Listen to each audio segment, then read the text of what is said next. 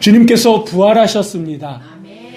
부활의 첫 열매가 되시는 우리 주님이 오늘 이 시간 이 자리에서 삶의 자리에서 예배드리는 오늘 이렇게 모든 가족들을 위해 하늘의 위로와 평강을 허락해 주실 줄 믿습니다. 주님의 부활이 곧 우리의 삶의 부활로 이루어지게 될 줄 믿습니다. 우리 한번 앞에 옆에 뒤에 계신 분들과 서로 인사 나누시겠습니다. 주님께서 부활하셨습니다. 네, 감사합니다. 감사합니다. 여러분, 이 교회에서 또 기독교에서 여러 가지 얘기를 합니다만 여러 가지 그 단어나 내용 메시지 가운데에 정말 우리가 쉽게 이해할 수 없는 우리뿐만 아니라 세상 사람 둘째치고 우리까지도 쉽게 받아들이거나 이해하기 쉽지 않은 그 주제 가운데 하나가 부활이에요. 죽은 사람이 다시 부활하셨다. 여러분, 성경에 보면 죽은 자가 다시 살아나는 그런 이적들은 구약에도 있고 신약 성경에도 나오지 않습니까? 그런데 그 다시 살았던 사람은 다시 죽었어요. 근데 우리 주님은 다시 돌아가시지 아니하시고 승천하셔서 하나님 보좌에 계시다라고 하는 거예요. 그러니까 사람의 다시 살아난 것과 우리 주님의 다시 사신 것은 차원이 다르다라고 하는 거예요. 그러니까 사람이 다시 살아났다라고 하는 것 그 자체가 우리의 이성을 뛰어넘는 이야기다라고 하는 거예요.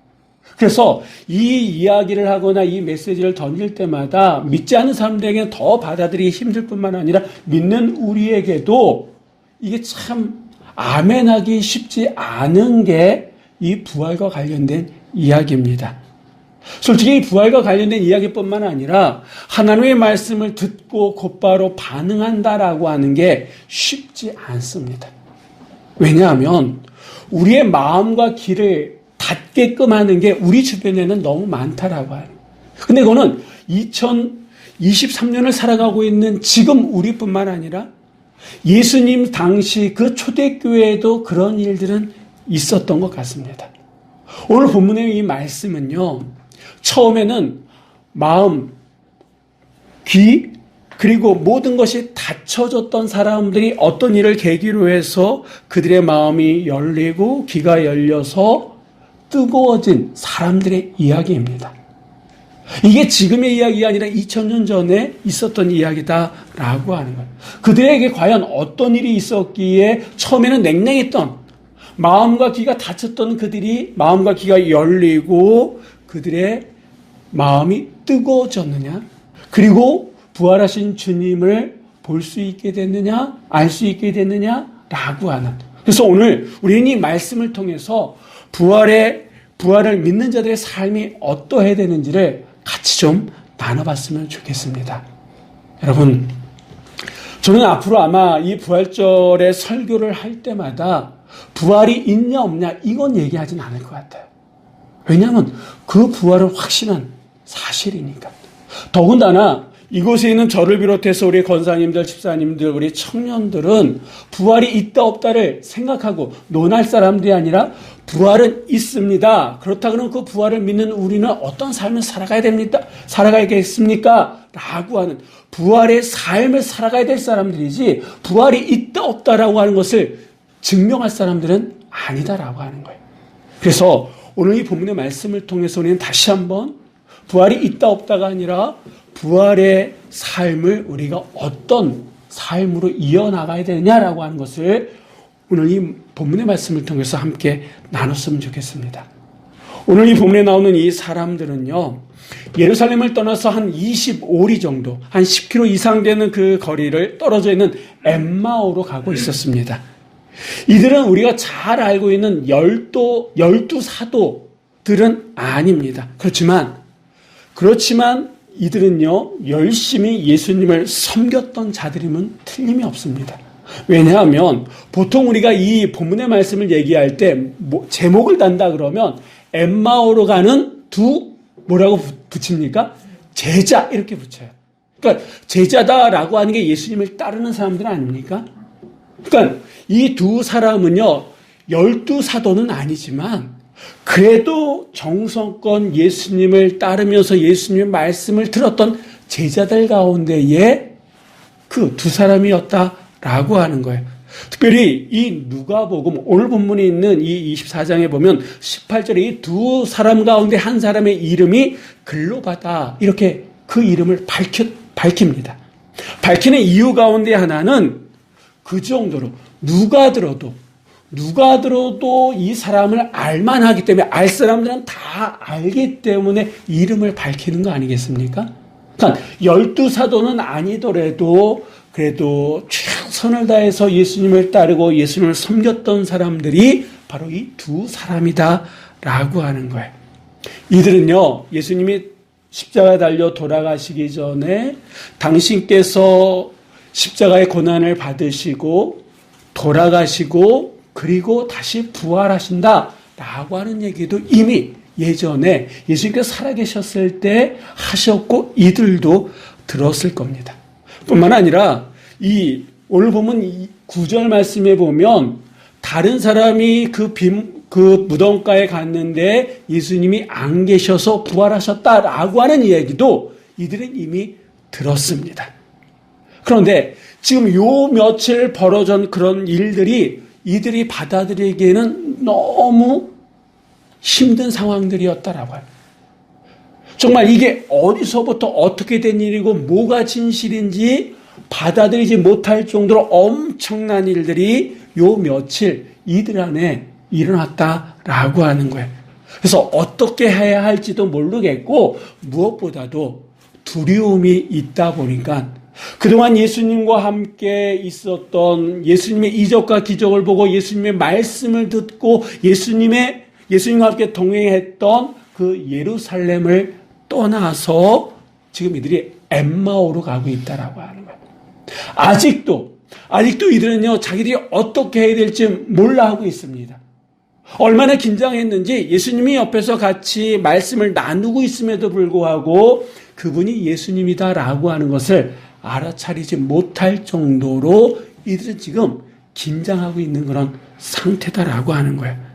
그렇다 그러면 여러분, 다른 사람들 볼 때도 제자다라고 하는 그렇게 들을 정도면 이들은 예수님과 아주 친밀한 관계 아니겠습니까? 저 멀리 봐도 예수님의 딱 모습만 봐도 예수님이다라고 알 정도의 사람이다라고 하는. 그런데 지금은 이 엠마오로 내려가는 지금의 상황 속에서는 예수님이 바로 옆에서 말씀하심에도 불구하고 예수님을 알아차리지 못하고 있다라고. 그러면 왜 이들은 예수님을 지금까지 따라다녔음에도 불구하고 예수님을 섬겼음에도 불구하고 바로 옆에서 말씀하시는 예수님을 알아보지 못했느냐? 이유가 있습니다. 우리 한번 16절의 말씀 우리 한번 다 같이 읽어보도록 하겠습니다. 그들의 눈이 가려져서 그인 줄 알아보지 못하거늘. 아멘. 왜 이들이 예수님을 알아보지 못했다고요? 눈이 가려져서. 그렇죠. 뭔가의 눈이 가려져 있다라고 하는 거예요. 눈이 가려져 있기 때문에 예수님을 바로 옆에서 말씀하시는 예수님을 알아보지 못했다라고 하는 겁니다. 그렇다면 눈이 가려져 있다라고 하는 것을 어떻게 해석할 수 있느냐? 여러 가지로 해석할 수 있겠습니다만 그 중에 하나는 지금은 이들은요, 자신의 상황이 너무 힘든 거예요. 지금 이들의 눈에 보이는 거는 힘든 자기만 보는 거예요. 다른 사람은 다 괜찮은데 나만 힘들다라고 하는 거예요. 자기 상황에 집중하다 보니까 주변의 상황들이 보이는 거예요? 안 보이는 거예요? 안 보인다. 우리도 그렇지 않습니까? 내가 너무 힘들면 주변의 사람들의 말이 들리지 않아요. 그냥 나만 힘든 것 같아요. 나만 힘든 것 같으니까 예수님이 옆에서 나와 함께 동행하셔도 그걸 느낄 수가 있는 거예요? 없다라고 하는 거예요. 제자들도 이랬다라고 하는 거예요. 제자들까지도 자기 상황이 힘들면, 자기 현실이 힘들면 예수님이 옆에 계셔도 그것이 눈을 가리워서 보지 못하는 게 제자들이고 인간의 한계다라고 하는 겁니다. 여러분, 지금 이 며칠 벌어졌던 일들이 너무 두려웠어요. 너무 힘들었어요. 계속해서 이 예루살렘에 있으면 죽을 것 같았어요. 그래서 어떻게 보면 살려고 지금 엠마오로 내려가고 있다라고 하는 거예요. 힘든 현실, 받아들이기 버거운 그런 현실에 매여 있다 보니까 서로 두 사람의 얘기를 나누지만 결론 없는 얘기예요. 뭘 하겠다라고 하는 그런 얘기가 없어요. 너무 현실이 힘드니까 예수님이 옆에 계셔도 알아볼 수 없는, 알아차리지 못하는 그런 게 지금 이들의 현실이다라고 하는 겁니다. 여러분, 우리가 힘들면 힘들수록 나만을 보면요, 아무것도 안 보인다. 내 현실만 집중하면 아무것도 안 보인다라고 해요. 그럴 때일수록 한번 힘들지만 내 문제를 좀 멀리서 떨어뜨려 놓고 볼 필요가 있다라고 하는 거예요.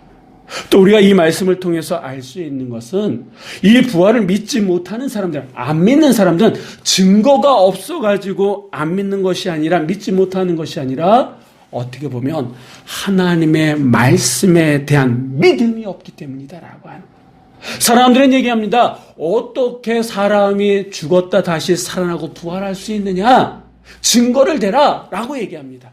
그런데 부활을 믿지 않는 사람들은 증거가 없어서가 아니라 말씀을 믿지 못하기 때문에 부활을 믿지 못한다라고 하는 거예요. 여러분, 만일 이 부활의 문제가 증거가 있고 증명될 수 있는 거라 그러면 예수님께서도 이 제자들에게 나타나셔서 내가 부활했다고, 내가 부활했으니 그것을 믿어라 이렇게 말씀하셨을 거예요. 그런데 오늘 보면 25절서부터 27절에 쭉 긴 말씀입니다만 이 말씀 속에는요, 부활과 관련된 하나님의 말씀을 예수님께서 가르치시고 계시다라고 하는 거예요. 너희는 나의 손과 발을 만져라, 내가 여기 있다라고 증거를 들이대신 것이 아니라 하나님의 말씀을 그들에게 가르쳐 주셨다라고 하는 거예요. 그러니까 이 부활은요, 증거가 있고 증명해야 될 문제가 아니라 이 부활은 믿어야 될 문제다라고 하는 거예요. 하나님의 말씀을 믿으면 이 부활도 믿게 됨을 여러분 믿으시기 바랍니다. 우리가 매주일마다 외우는, 고백하는 사도신경의 구절 가운데에 장사한 지 사흘 만에 죽은 자 가운데서 다시 살아나시며 몸이 다시 사는 것과 영원히 사는 것을 믿사옵나이다라고 하는 이 사도신경의 이 구절은요, 과학적으로 증명돼 가지고 우리가 고백하는 게 아니다라고 하는 거예요. 하나님의 말씀을 믿기 때문에 고백하는 고백이지, 이것이 과학적으로 증명돼서 여기저기 증거들이 있기 때문에 우리가 고백하는 내용이 아니다라고 하는 거예요. 다시 말씀드리면 이 부활을 믿는 우리들은요, 어떤 상황이라도 그 부활에 대한 확신을 가지고 살아가는 게 바로 부활의 삶을 살아가는 사람들의 모습이다라고 하는 겁니다. 여러분, 예수님께서는 부활하셨습니다. 아멘. 그 예수님의 부활이 우리의 삶 속의 부활로 이어질 줄 우리는 확신해야 될 줄 믿습니다. 예수님이 십자가에서 죽음으로 모든 것이 끝났다라고 생각한 이들은요, 절망 가운데 엠마오로 지금 내려가고 있습니다. 말씀에 대한 믿음이 없으니까 부활에 대한 소망이 없고, 부활에 대한 소망이 없으니까 지금 무기력하고 슬픔 가운데 있고, 그러다 보니까 이들의 말은요, 부정적이고 비관적일 수밖에 없습니다. 예수님이 먼저 말을 걸어오셨음에도 불구하고 지금 자신들의 현실이 너무 힘들고 어려우니까 바로 옆에서 말씀으로 다가오시는 예수님을 알아보지 못하고 있다라고 하는 거예요. 그런데 이들 안에 놀라운 변화가 일기 시작했습니다. 어떤 변화냐? 우리 한번 32절의 말씀을 한번 다 같이 읽어보도록 하시겠습니다. 그들이 서로 말하되 길에서 우리에게 말씀하시고 우리에게 성경을 풀어주실 때에 우리 속에서 마음이 뜨겁지 아니하더냐 하고. 아멘. 어느 순간 이들의 마음이 뜨거워지기 시작했어요. 그때가 언제였습니까? 예수님이 하나님의 말씀을 풀어주실 때에. 하나님의 말씀이 풀어주시는 그 말씀을 들을 때 이들의 마음이 뜨거워졌다라고 이들은 고백하고 있습니다. 하나님의 말씀을 들으니까 열정이 생겼다라고 하는 거예요. 소망이 생겼다라고 하는 거예요. 할렐루야. 이들에게 이런 놀라운 일이 벌어진 것은 하나님의 말씀을 어떻게 했을 때? 들었을 때에. 하나님의 말씀을 들었을 때 지금까지 이들의 눈을 가리웠던 것이 떨어져 나가고 31절에 나오는 말씀처럼 눈이 밝아지기 시작했다라고 하는 거예요. 눈에 뭔가가 가리워졌을 때는 옆에 계신 예수님이 보이지가 않았어요. 같이 말을 쥐고 섞고 있음에도 불구하고 그분이 예수님이다라고 하는 것을 알아차릴 수가 없었어요. 그런데 하나님의 말씀을 듣고 또 듣고 마음이 뜨거워지고 눈에 있던 것이 가려졌던 것이 떨어진 순간 옆에 계신 분이 누구다라고 하는 알게 됐습니까? 예수님이다라고 하는 것을 알게 된 순간 다시 보니까 그분은 사라지고 없다라고 하는 거예요. 여러분, 앞에서도 말씀드렸던 것처럼 이들은 예수님이 돌아가시기 전에 예수님 근거리에서 예수님과 함께 동행했던 사람들이에요. 예수님의 숨소리도 들었던 사람이에요. 예수님의 말씀을 누구보다도 잘 들었던 사람들입니다. 만약에 이들이 그 예수님께서 살아생전에 십자가의 죽음과 부활에 대한 말씀을 하셨을 때 그 말씀을 믿었다 그러면, 제대로 들었다 그러면 지금처럼 이들이 낭망하면서 실망하며 엠마오로 갔었을까요? 안 갔을 거다라고 하는 거예요. 그때도 말씀하셨던 그 주님의 말씀을 잘 새겨들었다 그러면 지금처럼 엠마오로 갈 일이 없었다라고 하는 거예요. 근데 놀라운 것은 그때는 깨닫지 못했는데 지금은 깨달았다라고. 지금이라도 깨달았다라고 하는 거예요. 이번에는 깨달았다라고 하는 거예요. 눈을 가리고 있었던 것. 여러분, 그것이 없어지지 않으면 우리는 옆에 계신 주님 알아차릴 수 없을 정도로 나약한 존재입니다. 그런데 내가 주님을 알 수 있는 길은 내 눈을 가리웠던 것을 떼어내는 거예요. 그것이 사라지는 순간 우리는 주님을 볼 수 있다라고 해요. 그러면 어떻게 해야 되느냐? 주의 말씀을 들어야 된다라고 하는 거예요. 우리가 왜 하나님의 말씀을 들어야 되는지, 왜 포기하지 않고 하나님의 말씀을 지속적으로 들어야 되는지 이 구절만 봐도 우리가 알 수 있는 거 아니겠습니까? 만일 지금 이 마지막 순간에도 이들이 예수님께서 하나님의 말씀을 풀어주실 때 그것을 듣지 않았다 그러면, 거부했다 그러면 이들은 부활하신 예수님을 다시 또 보지 못했을 겁니다. 콩나물을 키우신 적이 있으신 분들도 계실 거예요. 콩나물이 어떻게 자랍니까? 그래요. 쑥쑥 자라죠. 근데 콩나물에 뭐 비료 같은 거 주시나요? 그렇죠. 물만 주죠. 근데 제가 알기로는 콩나물에 물을 주면 그 물이 다 그냥 밑으로 빠진다 그래요. 그런데 놀라운 것은 다 빠지는 그 물에 콩나물이 쑥쑥 자란다라고 하는 거예요. 무슨 말씀이냐? 지금은 이렇게 말씀을 들어도 이게 좀처럼 무슨 말씀인지 모르겠어. 뜬구름 잡는 것 같아.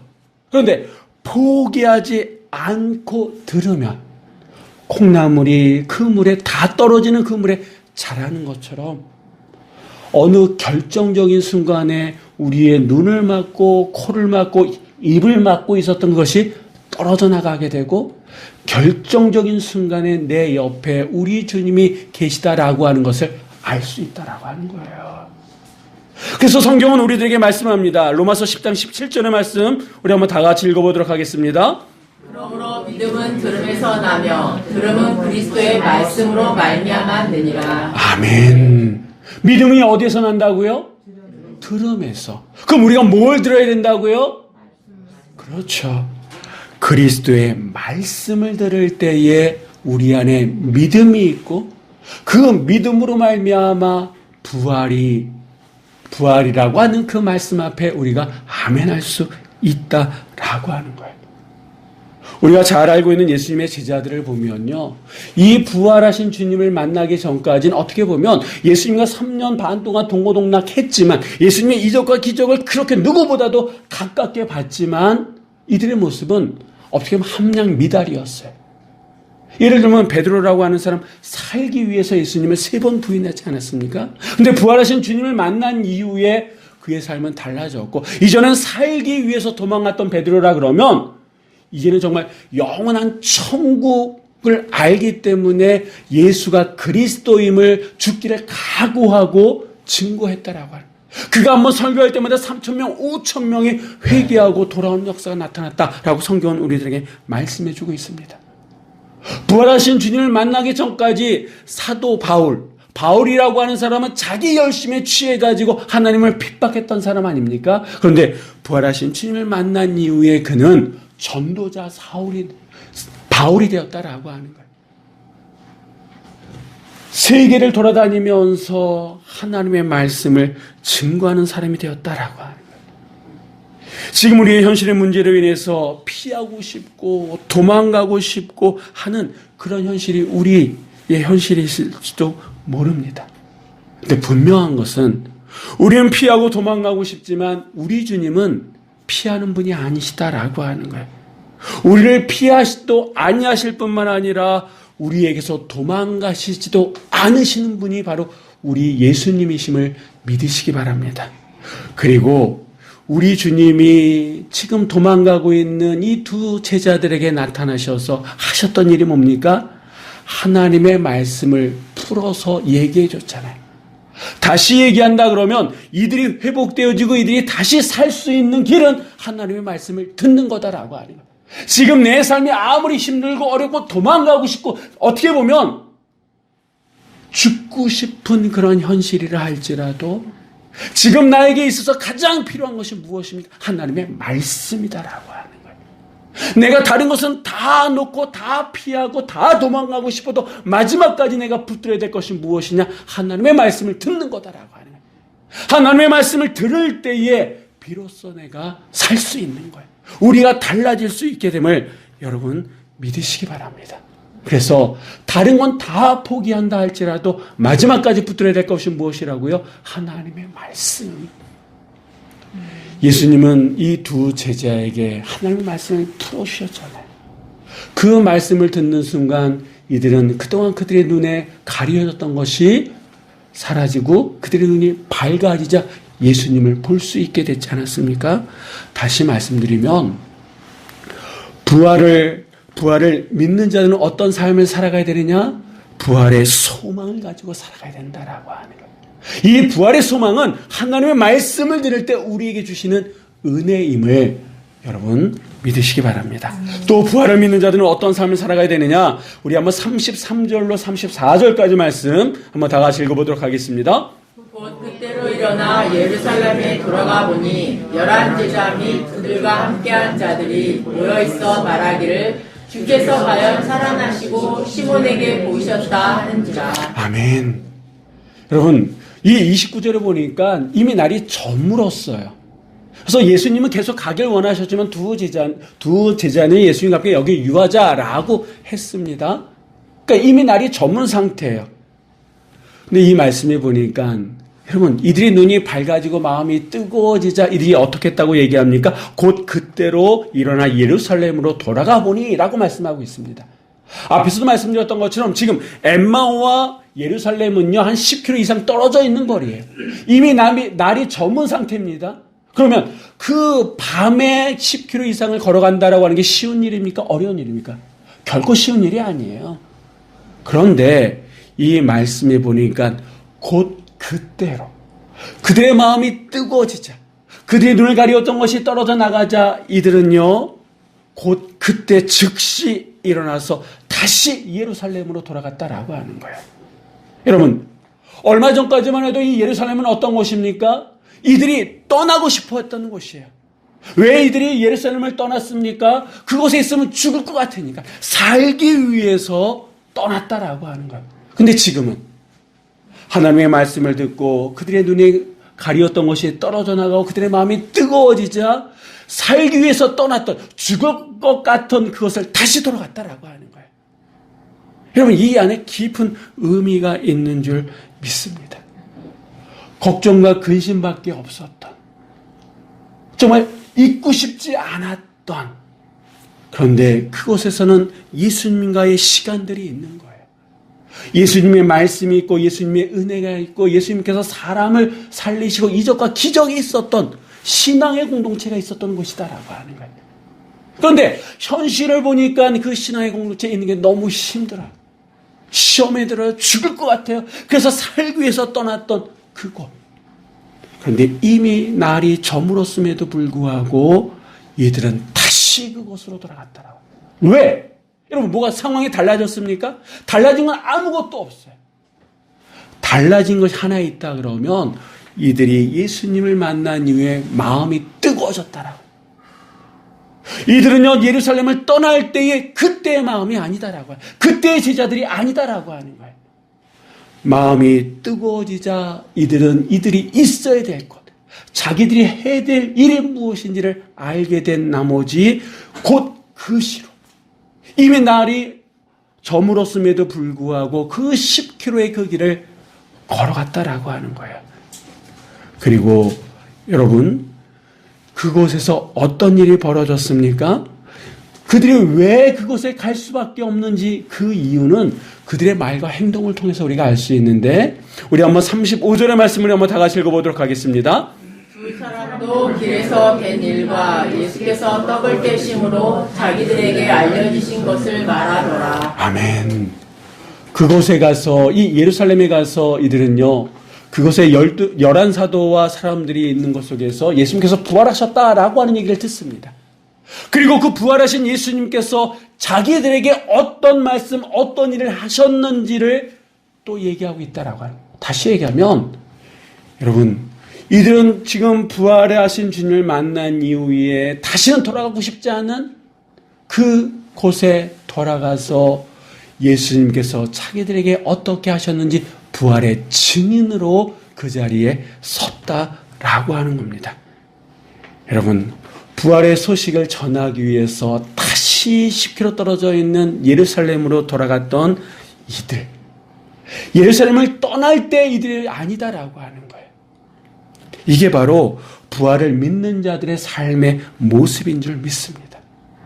하나님의 말씀의 의미가 애매모호하고 와닿지 않을 때는요, 그것을 떠날 수밖에 없다라고 하는 거예요. 그런데 하나님의 말씀이 와닿자, 하나님의 말씀이 들려지자, 부활의 주님을 만나자 이들 안에 뜨거움이 있기 시작하는데, 그 뜨거움은 이들의 현실을 녹일 정도로 엄청난 뜨거움이었다라고 하는 거예요. 그리고 이들 안에 이들이 있어야 될 그 자리, 이들이 해야 될 그 일을 하기 위해서 이 두 사람은 예루살렘으로 돌아갔다라고 하는 거예요. 여러분, 이게 바로 부활을 믿는 자들의 삶의 모습이다라고 하는 거예요. 부활을 믿는 자들은요, 다시 그 자리로 예루살렘으로 돌아가는 거예요. 내가 힘들고 어려웠던 그 자리, 하지만 신앙의 흔적들이 있고 내 첫사랑이 있고 나와 함께 신앙의 고백을 했었던 그 자리, 그 자리에서 예수 그리스도가 살아나셨음을 부활의 증인으로서 증거하는 삶을 살아가는 자들이 바로 부활을 믿는 자들의 삶의 모습이다라고 하는 거예요. 이전에는 이들은요, 도피하는 인생이었어요. 근데 주의 부활을 경험한 이후에 이들은 도전하는 인생으로 바뀌었다라고 하는 거예요. 이전에는 엠마오로 내려가는 사람들이었어요. 그러나 그 이후에는 예루살렘으로 올라가는 사람들이 됐다라고 하는 거예요. 이전에는 소극적인 사람이었다 그러면 이 이후에는 적극적인 신앙의 사람으로 바뀌었다라고 하는 겁니다. 이게 바로 부활을 믿는 사람들의 삶의 모습인 줄 믿습니다. 여러분, 혹시 너무 힘들어서 내가 떠났던 자리가 있습니까? 살기 위해서 내가 떠났던 자리가 있습니까?